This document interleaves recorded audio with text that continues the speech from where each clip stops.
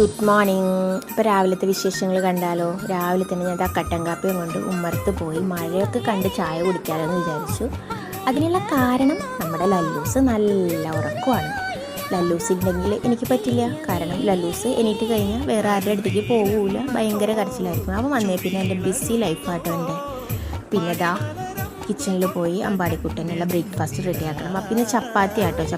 അപ്പോൾ അവനെ ഞാൻ അതിൽ നിന്ന് 2 എടുത്ത് കട്ട് ചെയ്ത് ട്രയാങ്കിൾ ഷേപ്പിൽ കുറച്ച് പൂരി ഉണ്ടാക്കി.